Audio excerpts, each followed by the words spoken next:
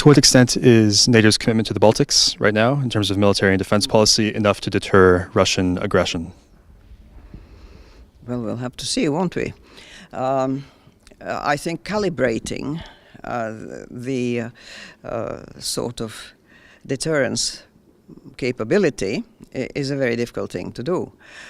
We know how President Obama drew red lines in Syria about chemical weapons, and then it was very difficult to actually follow through on that.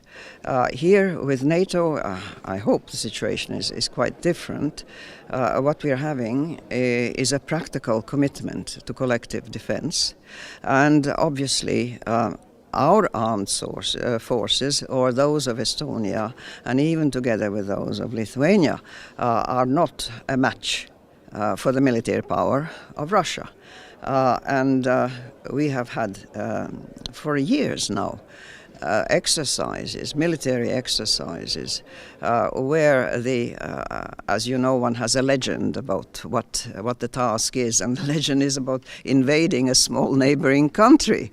And when you have repeatedly such exercises and massing of troops on your borders, and you see what happens in Georgia and Ukraine, then I think it's absolutely reassuring to see boots on the ground of a different color. That really demonstrates physically by their presence the readiness, the commitment and the willingness of our allies to consider this territory their territory as far as security is concerned. And one of the many interesting things about your background is that you were an IDP after World War II, and Europe is now undergoing this crisis because of refugees. Some have seen that as a centrifugal force in breaking apart the EU and maybe NATO eventually as well. I mean, to what extent do you agree with that analysis, and to what extent do you think Europe can best respond to the refugee crisis? When my children were little, one of their favorite books was called Chicken Little. And Chicken Little was always crying, the sky is falling down, the sky is falling down. And I think there's been a lot of crying in Europe about the sky falling down. When President Bush Sr. Went to Kiev for this famous speech in 1990, he told the Ukrainians not to rock the boat. After all, Gorbachev was a good man and one should try and support him, otherwise the sky will be falling down. Well, a lot of pieces of sky have fallen on our heads in between, and certainly the situation in Syria is absolutely abominable and awful. But in Europe, there are situations that have led to certainly to differences of interpretation, differences of opinion, but that is why we have democracies. I think it means we have to work all the harder. I have in my previous career as an academic been president of any number of academic bodies, and believe you me, when you have 35 different learned societies sitting around the table and trying to adopt new bylaws, it's a bit of a challenge, but it can be done. And I think the Europeans have this commitment. What we have as a problem right now is that the electoral cycles are so short that politicians seem to be spending at least half their time thinking about the next elections. They should be thinking about the next decade at the very least, and that is one of the weaknesses of our electoral systems.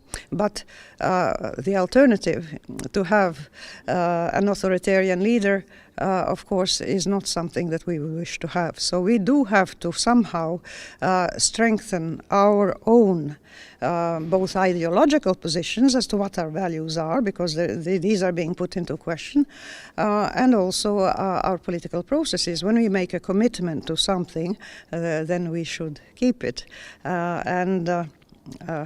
Sort of being lured away by economic interests 3 days after you finish, say, being chancellor of a very large European country, I think is one of the dangers that Europe has to face, the human factor and human weakness. And one element we've seen in Western politics is that there is a constituency for people who are skeptical of the value of NATO. We've seen that in the candidacy of Donald Trump. So what do you, for example, what do you think can best be done to reassure people that NATO is really, at least the people of the United States, for example, that NATO really is a valuable investment? I would say that it can be done, but it takes work. And it has to be put on your list of priorities. Before we joined NATO, I spent considerable time as president meeting with American congressmen and American senators and explaining to them. When a congressman from somewhere in the Midwest asked me, what should I tell my electors about accepting Latvia into NATO, supposing someday we need to send our sons and daughters to defend it? Well, and then I did my best to explain to him, so that when time came, there would be a positive vote about it. It's work. You can't tell your story once in your life and then expect that as people grow older, as they grow up and have never heard the previous story, in other words, your message has to be repeated again and again. We see mendacious affirmations and disinformation spreading and being repeated and repeated and repeated until people start believing it. Well, things that are actually the idea that common defense is for our common good, the Americans have understood that from way back, certainly starting with the First World War and the Second World War. Of course, Pearl Harbor had a lot to do also with their decision to join, but they had been helping Britain already before that. So the concern about a larger security space than your own borders, I think, is a very basic concept, but that's very important in a world where few countries truly can say, we don't need anybody at all, we can manage it all by ourselves. Thank you for taking the time.